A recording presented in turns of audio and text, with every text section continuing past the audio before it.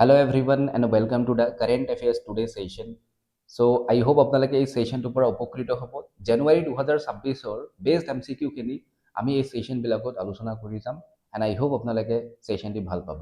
The first question of today's session, the 56th World Economic Forum annual meeting was held in which location in January 2026?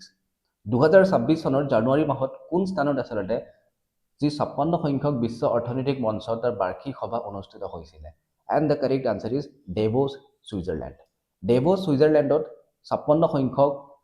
যি world economic forum তাৰ annual meeting তাৰ বাৰ্ষিক সভা অনুষ্ঠিত হৈ যায় আৰু ইয়াত যদি আমি চাওঁ তাৰিখটো হৈছে 19ৰ পৰা 23 তাৰিখ।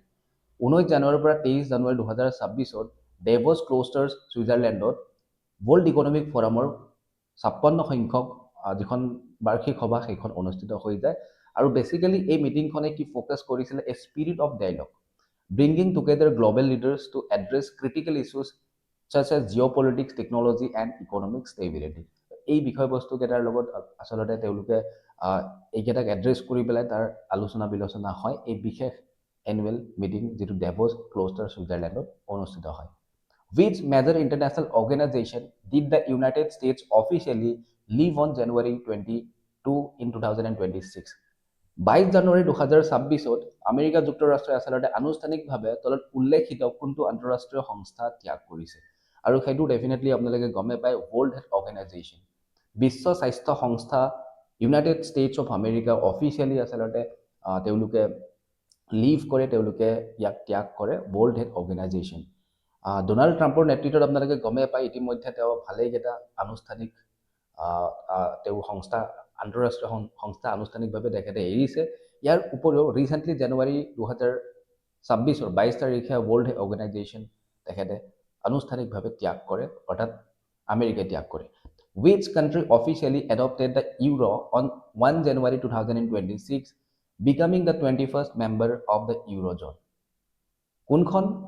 ৰাষ্ট্ৰই আচলতে ৰিসেন্টলি যদি চোৱা যায় আনুষ্ঠানিকভাৱে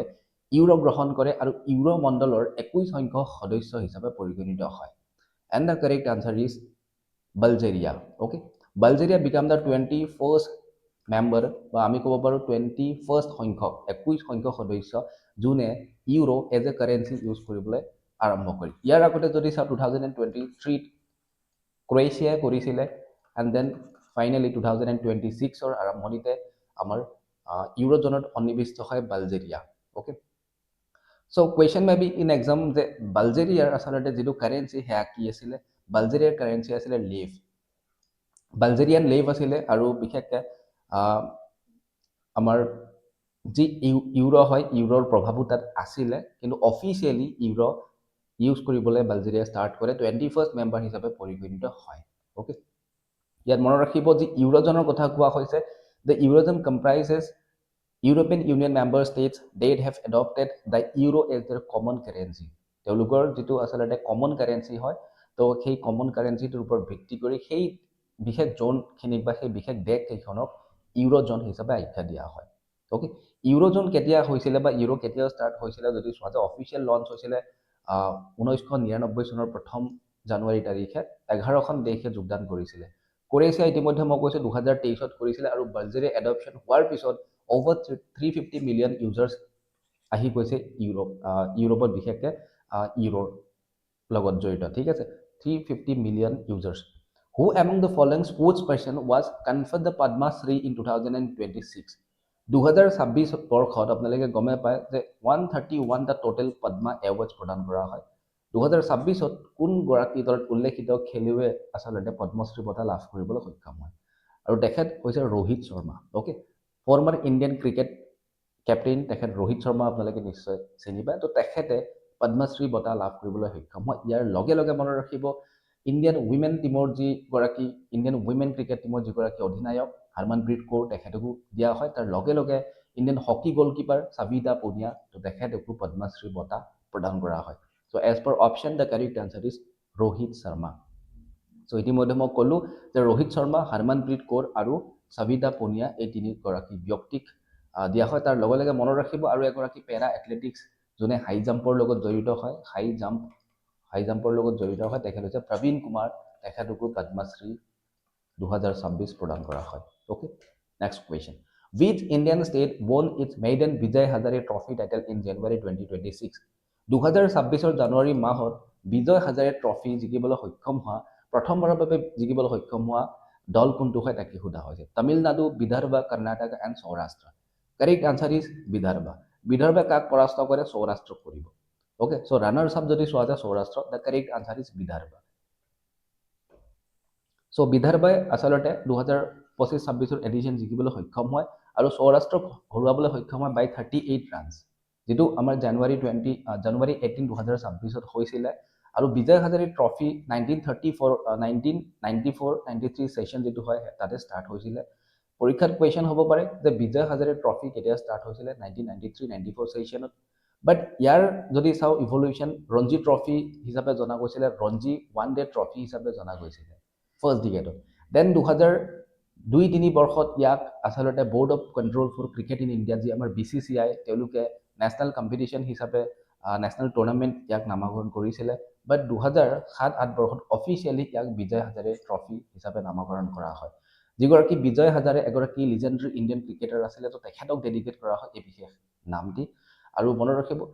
যে বেসিক্যালি 1993-94 সেশনত আহিছিলে ৰঞ্জি ওৱান ডে ট্ৰফি নাম আছিলে ইয়াৰ 1993 পৰা 2002 লৈকে 2002-3 বৰ্ষত ইয়াক নেশ্যনেল টুৰ্নামেণ্ট কোৱা হৈছিলে দেন 2007-8 বৰ্ষৰ পৰা ইয়াক অফিচিয়েলি বিজয় হাজাৰে ট্ৰফি বুলি কোৱা হয় যেটো এতিয়াও চলি আছে next question which major global football events trophy toured in India in January 2026 2026 বৰ্ষত জানুৱাৰী মাহৰ মাজভাগতে আচলতে যি আমাৰ ফুটবল ট্ৰফি এটা বিশেষ ফুটবল ট্ৰফি হেতু টুৰ হৈছিলে আৰু ইণ্ডিয়াত আহিছিলে বিশেষকৈ নিউ দিল্লী আৰু গুৱাহাটীত আহিছিলে আৰু সেই ট্ৰফিটো ডেফিনেটলি আমাৰ FIFA world cup 2026 FIFA world cup 2026 যেটো ট্ৰফি হেতু ইণ্ডিয়া টুৰ হৈছিলে আৰু যেটো আমাৰ নিউ দিল্লীত আহিছিলে 10 পৰা 11 জানুৱাৰী 2026 আৰু গুৱাহাটীত আহিছিলে 12-13 জানুৱাৰী 2026 স্পেশাল গেষ্ট কোন আছিলে সুধিব পাৰে আপোনালোকক মনত ৰাখিব গিলবাৰ্টো সিলভা যিগৰাকী এগৰাকী ব্ৰাজিলিয়ান ৱৰ্ল্ড কাপ উইনাৰ হয় ফুটবলাৰ হয় আৰু ফিফা লিজেণ্ড হয় ডেফিনেটলি ইয়াৰ লগে লগে Indian union minister for youth affairs and sports Mansukh Mandaviya তেখেতো আছিলে এণ্ড অল ইণ্ডিয়া ফুটবল ফেডাৰেশ্যনৰ প্ৰেছিডেণ্ট আছিলে কল্যাণ চৌবে ইয়াৰ লগে লগে মনত ৰাখিব sustainability was one of the important goal Coca-Cola ইণ্ডিয়াই তেওঁলোকে বিশেষকৈ মেডান চাফ ইনিচিয়েটিভ গ্ৰহণ কৰিছিলে আৰু যাৰ মুখ্য উদ্দেশ্য আছিলে to promote responsible waste management and recycling at the high football event sites অৰ্থাৎ ফুটবল ইভেণ্টৰ লগে লগে তেওঁলোকে পৰিৱেশৰ লগত জড়িত সজাগতা এটা দিছিলে যাৰ জৰিয়তে যিখিনি ৱেষ্ট হয় সেইখিনি মেনেজমেণ্টৰ ওপৰত তেওঁলোকে বিশেষ নিদৰ্শন দাঙি ধৰিছিলে What is the official theme for India's Republic Day Parade 2026? 2026 বৰ্ষৰ গণৰাজ্য দিৱসৰ পেৰেডৰ আনুষ্ঠানিক বিষয়বস্তু কি আছিলে and it was 150 years of Bande Mataram. আপোনালোকে গমে পায় বন্দে মাতৰম ভাৰতৰ যেটো ৰাষ্ট্ৰীয় সংগীত বুলি কোৱা হয় ৰাষ্ট্ৰীয় গান বুলি কোৱা হয় হয়নে নেশ্যনেল এন্থেম বুলি ক'লে আমাৰ জানে গানা বনা বাট ৰাষ্ট্ৰীয় সংগীত কোনটো হয় ৰাষ্ট্ৰীয় গান কোনটো হয় যদি কোৱা হয় তেতিয়াহ'লে বন্দে মাতৰম আৰু ইয়াৰ 150 বৰ্ষ হিচাপে 150 years of Bande Mataram was the theme for Republic Day Parade 2026 মনত ৰাখিব Bande Mataram গানটো কোনে লিখিছিলে Bankim Chandra Chattopadhyay okay next question before going to the next question let us have a look on Viksit Bharat etu eta important point hoy etu theme hoy eta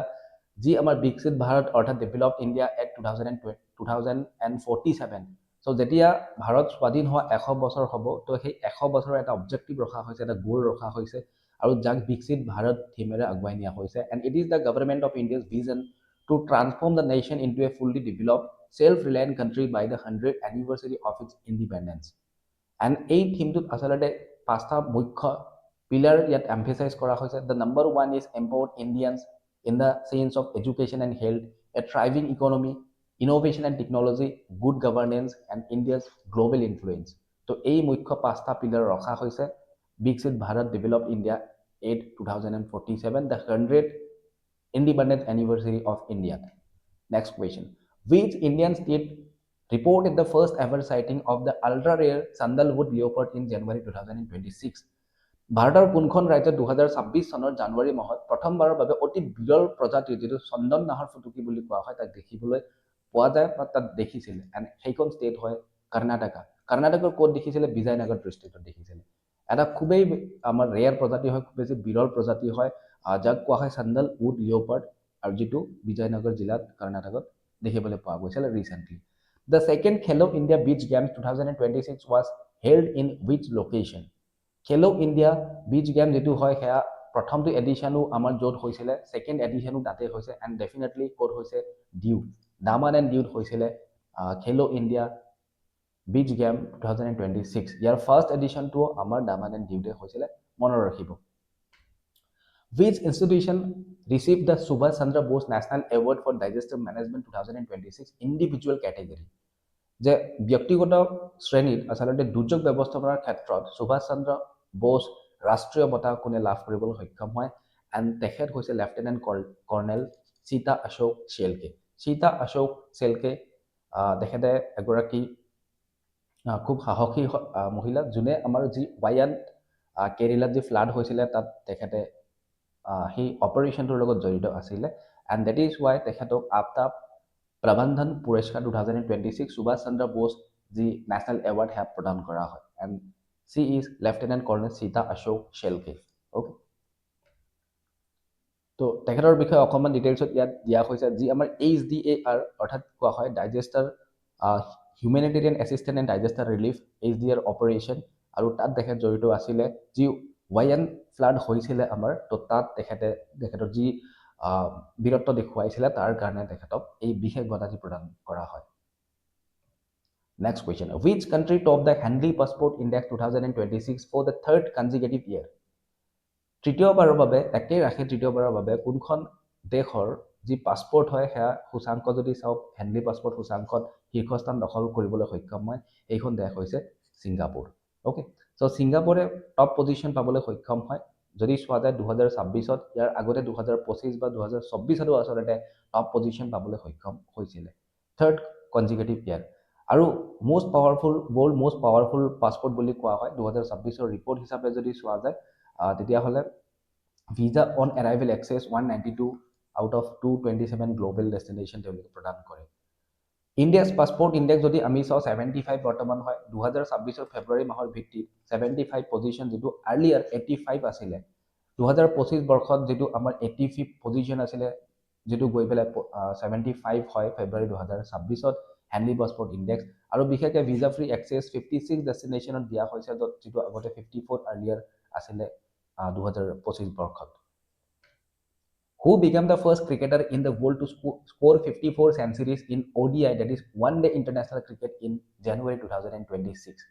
2026 চনৰ জানুৱাৰী মাহত এদিনীয়া ক্ৰিকেটত 54টা শতক অৰ্জন কৰা বিশ্বৰ প্ৰথমজন ক্ৰিকেটাৰ কোন আৰু তেখেত হৈছে বিৰাট কোহলি ওকে বিৰাট কোহলিয়ে 54 ODI সেঞ্চুৰী কৰিবলৈ সক্ষম হয় মনত ৰাখিব okay he is none other than Virat Kohli আপোনালোকে কিছুমান ইম্পৰ্টেণ্ট ৰেকৰ্ড মনত ৰাখি থ'ব পাৰে ৰিগাৰ্ডিং বিৰাট কোহলি এণ্ড শচীন তেণ্ডুলকাৰ বিৰাট কোহলিৰ টোটেল যদি চোৱা যায় 85 ইণ্টাৰনেশ্যনেল চেঞ্চুৰিজ আছে তাৰ ভিতৰত আমি যদি চাওঁ তেখেত ছেকেণ্ড পজিশ্যনত আহি যায় শচীন তেণ্ডুলকাৰ অল টাইম তেখেতে ডেফিনেটলি টপত আছে তেখেতৰ 100 চেঞ্চুৰিজ আছে including the ODI and test definitely তেখেতে T20 চেঞ্চুৰি কৰা নাছিলে বাট ইন কেছ অফ আমি যদি চাওঁ বিৰাট কোহলি তেখেতে T20 চেঞ্চুৰি এটা কৰি ৰাখিছে হয়নে 54 ODI চেঞ্চুৰি আছে বিৰাট কোহলি 30 টেষ্ট চেঞ্চুৰিজ আছে আৰু এটা